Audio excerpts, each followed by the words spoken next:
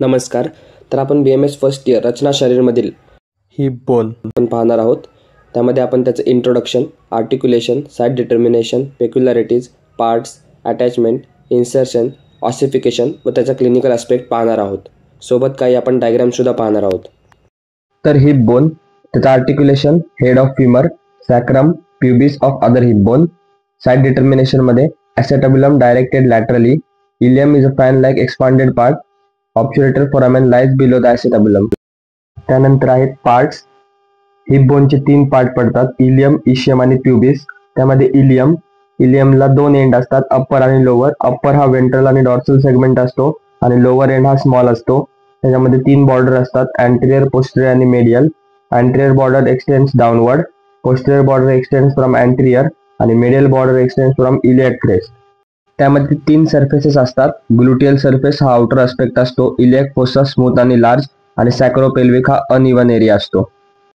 त्यानंतर इस्चियम, त्याला पण 2 एंड असतात, अप्पर आणि lower. Upper forms posterior inferior आणि lower forms the acute angles. त्यामध्ये परत 3 बॉर्डर असतात, अँटेरियर, पोस्टेरियर मार्जिनी. पोस्टेरियर मध्ये लोअर बॉर्डर फॉर्म करते आणि लॅटरल ही लॅटरल मार्जिन फॉर्म करते. इथे तुम्ही त्याची डायग्राम पाहू शकता हिप बोनची. यामध्ये काही मसलचे अटॅचमेंट दिलेले आहेत, तर तुम्ही बघून घेऊ शकता. आपण इस्चियमचे सरफेस बघूया. Femoral between anterior and lateral, pelvic हा स्मूथ असतो आणि डॉर्सल इस्चियल ट्युबरोसिटी. त्यानंतर तिसरा पार्ट आहे प्युबिस.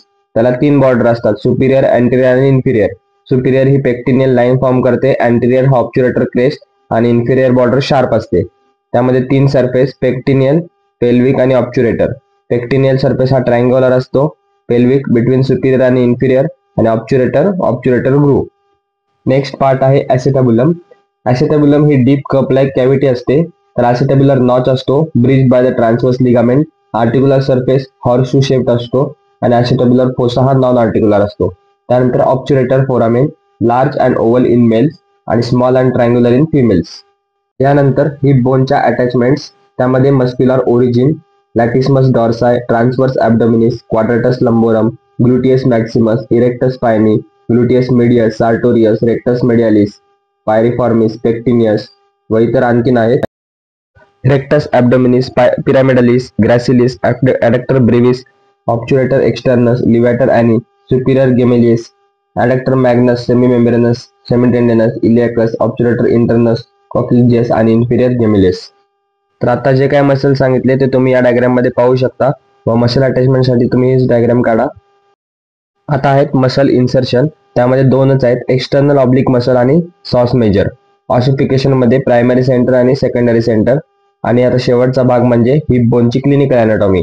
त्यामध्ये अवेल्जन फ्रॅक्चर आणि ऑस्टिओपोरोसिस. तर ह्या होत्या हिप बोन संबंधित नोट. तर तुम्ही पॉज करून राईट करू शकता. पुन्हा भेटूया एका नवीन व्हिडिओमध्ये नवीन बोन सोबत. धन्यवाद. So guys, subscribe Ayurveda Essence for more such videos. You will get all handwritten notes here.